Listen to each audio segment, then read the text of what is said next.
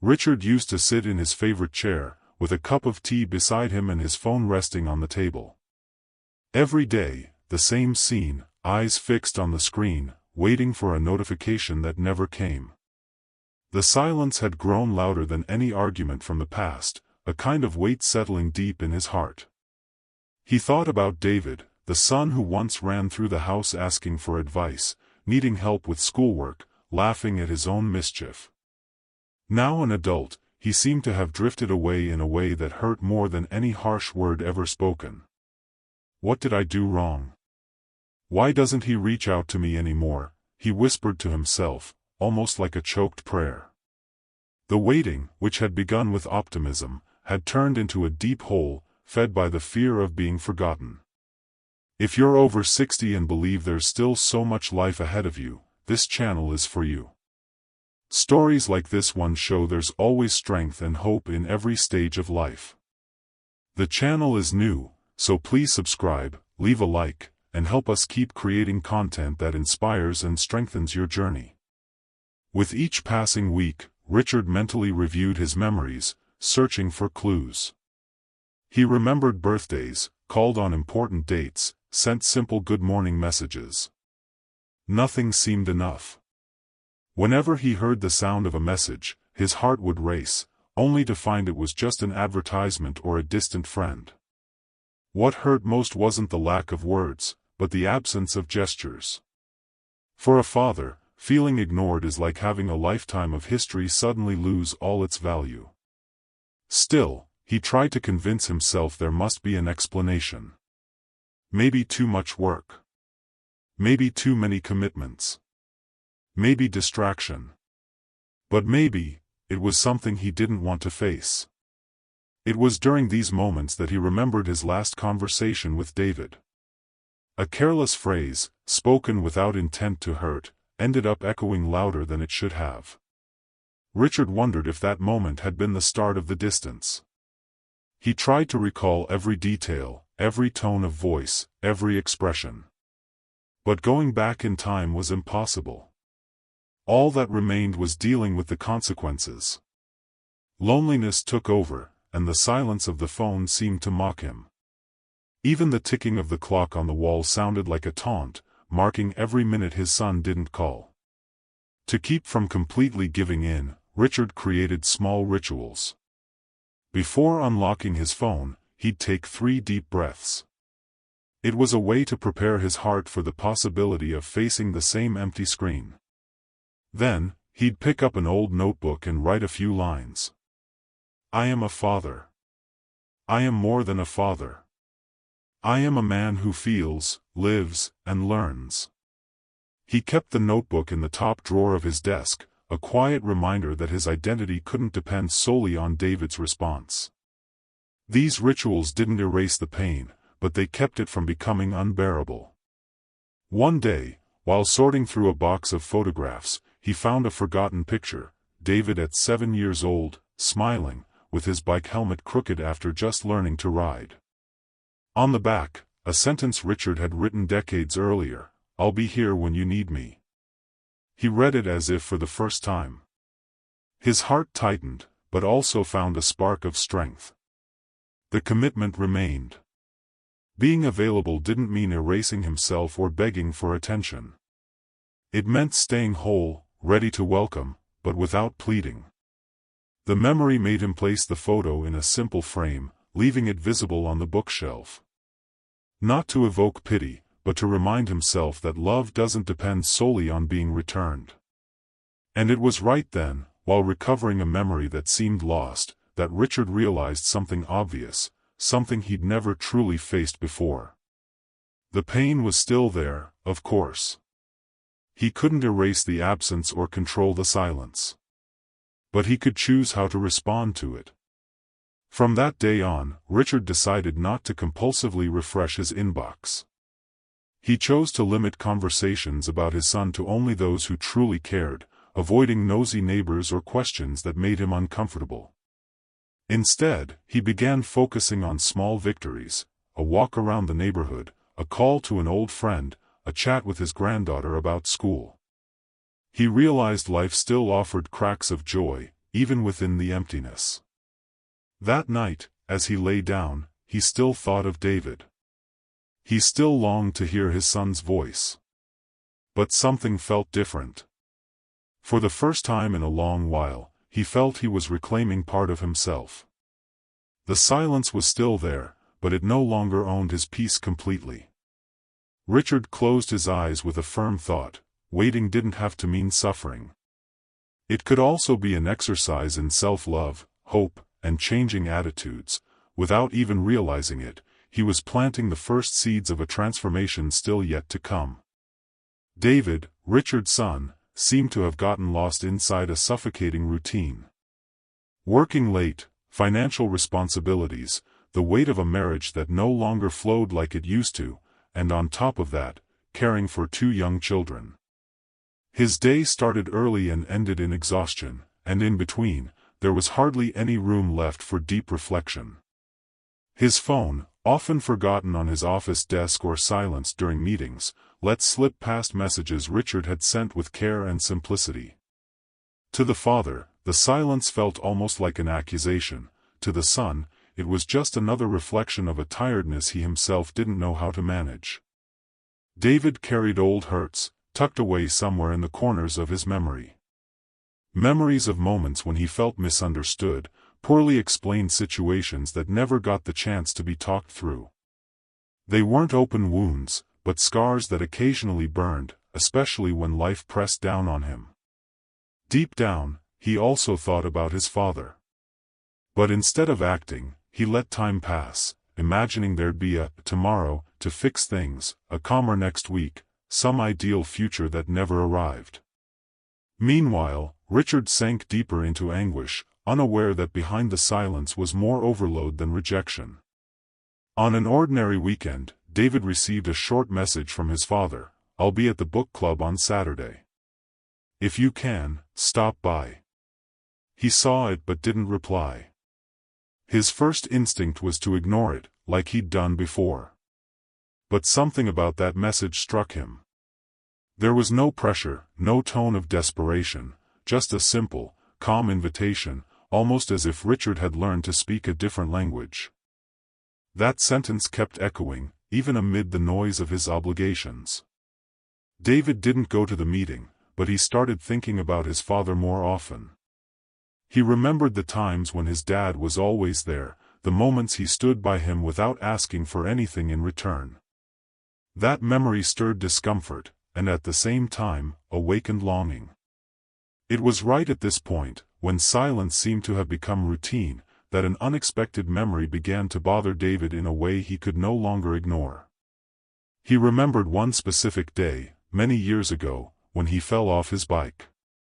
His knee was bleeding, and the pain felt unbearable.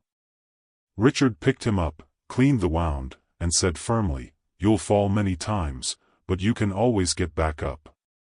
Those words, forgotten for years, came back as if they'd been spoken just that morning. David realized his father wasn't just the silent figure he'd been avoiding. He was someone who had shaped his courage, someone who taught him to believe in himself.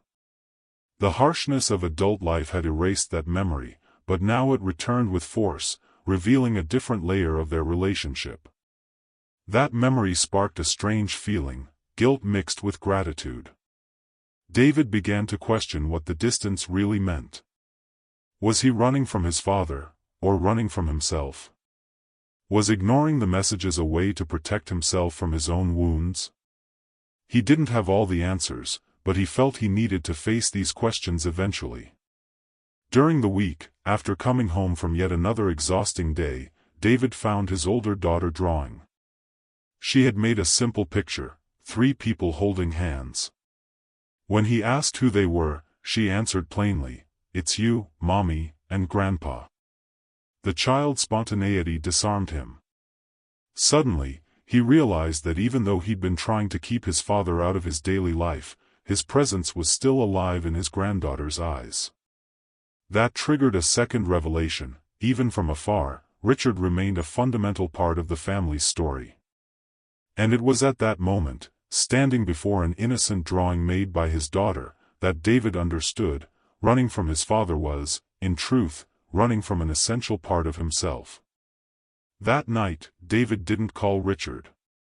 But he typed a short sentence into his own phone, almost like a rehearsal. "Dad, I remember everything." He didn't send it. He saved the message in drafts, too afraid to press send. Still, the gesture mattered. For the first time in a long while, he didn't ignore the impulse to reconnect. The silence that hurt Richard so deeply was slowly beginning to reveal what it had really been hiding: unresolved pain, daily pressures, buried memories. And even though the distance remained, something had changed. David's heart could no longer stay indifferent. He still resisted, but the memory of his father's voice kept calling him back. Richard took action. He realized it was no longer useful to keep sending unanswered messages or making calls that always went to voicemail. For so long, he believed his life would only make sense if his son remembered him, but that belief was starting to crumble. One morning, after another heavy silence, he got up and said to himself, "Today, I'm going to do things differently." Without grand plans, just determined not to live his life centered around absence, he opened the closet, put on a pair of sneakers he hadn't worn in a while, and walked to the park near his house. His body felt rusty, but with every step, his mind breathed easier. Among strangers, he felt again like he belonged to the world. That simple act became a turning point. At first, it was just a distraction, a way to avoid checking his phone every 5 minutes. But soon it turned into a habit. His walks gained new layers. He greeted neighbors, exchanged a few words with local shopkeepers, sat on a bench to watch the bustle around him. It wasn't the life he'd once dreamed of for his old age, but it was a life that gave him back energy. Little by little, he realized he could rebuild his routine without begging for attention. That discovery felt freeing. It was during this process that Richard found a reading group. Seeing a simple poster announcing weekly meetings, he decided to join. At first, he felt out of place, as if he were stepping into a space that didn't belong to him.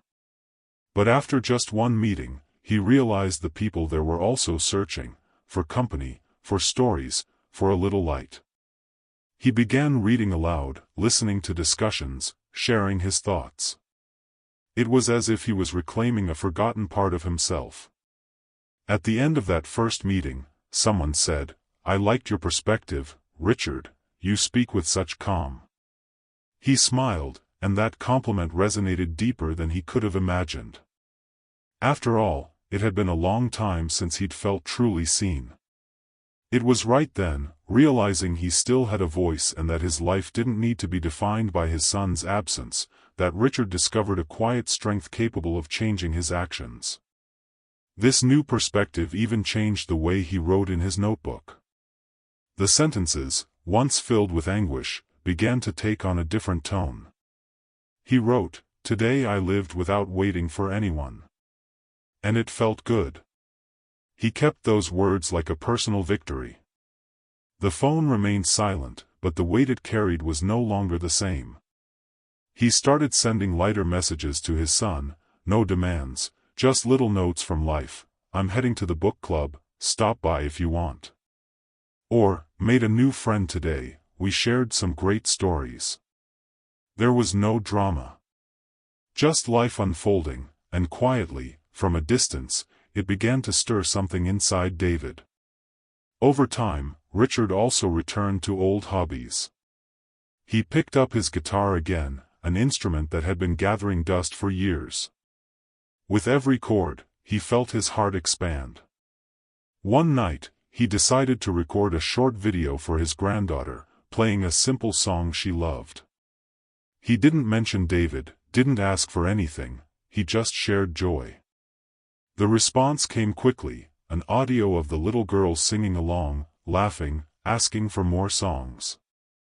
It was one of those moments when he realized he was still needed, that he still had something to give. That reinforced his belief that his worth didn't depend on how often his son remembered him. And it was right at that moment, realizing he could be a light for his granddaughter without needing anyone's permission, that Richard understood the true power of his choice. Each week, his posture shifted. He was no longer the man who shrank in the face of silence, but someone who chose to live. People around him began to notice. A neighbor remarked, "You seem more cheerful lately." Richard thanked him, without explaining why. The reason was inside him. He had decided to take care of his own mind. That decision, though quiet, was transformative. He stopped measuring his life by the messages he received and started measuring it by the moments he created. He still waited for his son, of course, but now it wasn't a prison. It was just an open space, ready to be filled when the time was right. At night, sitting again in his favorite chair, he looked at his phone, turned off and resting on the table. For the first time, he smiled at it, not as someone who had given up, but as someone who had taken back control. He thought, "I'm still whole. And it's this version of me I want my son to see, when he comes back." It was an ordinary afternoon, one of those days Richard had grown used to living without expecting anything from his phone. He was tuning his guitar to record another song for his granddaughter when, suddenly, the phone vibrated on the table. David's name flashed on the screen. His heart raced, his hands trembled, and for a moment he thought about not answering, not out of pride, but because he was afraid of what he might hear. Still, he pressed the green button. On the other end, his son's voice didn't come strong like usual, but shaky, almost choked. "Dad, we need to talk." The silence that had once hurt so deeply now seemed to make room for a bridge. David cried, apologizing for the distance. He told him about the pressures of work, the struggles in his marriage, the weight of feeling inadequate as a husband and father. He said that often, he ignored the messages because he didn't know how to reply without seeming weak. It was a raw, unexpected confession that dismantled the idea of rejection. The silence wasn't abandonment, it was a reflection of his own internal struggle. Richard listened quietly, without interrupting. Every word from his son felt like a key unlocking doors that had been closed for years. When David finished, there was a moment when neither of them spoke. Then Richard responded gently, "Son, I don't need you to be perfect. I just want you to know I'm still here, like I've always been." Those simple words carried the weight of a revelation. No accusations. No demands. Just love, spoken without strings attached. On the other end, David's crying turned into relief, as if he'd finally set down a burden he'd been carrying for too long. And it was right then, when everything seemed to have come down to apologies and tears, that a surprising turn completely transformed their relationship. A few days later, David showed up at his father's house. He didn't come alone, he brought his wife and 2 daughters. Richard opened the door and, instead of a shy hug, he was met with an unexpected scene. His older granddaughter ran toward him holding a drawing. It was the same image she'd shown her father before, but now with a new detail, 4 people holding hands. "Now I put you and Daddy together, Grandpa," she said innocently. That wasn't just a child's drawing, it was a pure message of reconciliation. David's look beside her confirmed it, he was ready to start over. Their reunion wasn't marked by long speeches or endless explanations. They all sat around the table, talked about simple things, laughed at the girls' stories. Amid that simplicity, Richard realized the lost time couldn't be recovered, but the future was wide open. And more importantly, he had become an example not just for his son, but for the whole family. His choice to stay quietly present had taught something no demand ever could: true love is strong enough to wait, and free enough not to trap. And it was precisely that new posture, firm, yet full of compassion, that brought the greatest surprise of all, something Richard had never imagined. That same night, before saying goodbye, David handed his father a small box. Inside was an envelope with a handwritten letter. Richard opened it carefully and read, "Dad, I want you to know that much of who I am, I owe to you. I got lost along the way, but the way you live reminded me of who I used to be. I didn't come back out of pity. I came back because you inspired me." Richard sat in silence, deeply moved. It was as if all the emptiness of the past months had finally found its purpose. In that moment, he understood something profound. The silence hadn't been an ending, it had been a chapter in their story. And by choosing to live for himself, he had turned that chapter into a bridge back home. The lesson was clear: a father's dignity, strength, and love can be the guiding light that leads even the most distant children back. Richard closed his eyes before falling asleep that night with a renewed certainty. His story was still being written, and maybe the best pages were only just beginning. If this story touched your heart, share it with someone special and leave a like. This channel is new, so please subscribe and help us keep creating content that strengthens and inspires your life. And get ready, the next video might surprise you even more.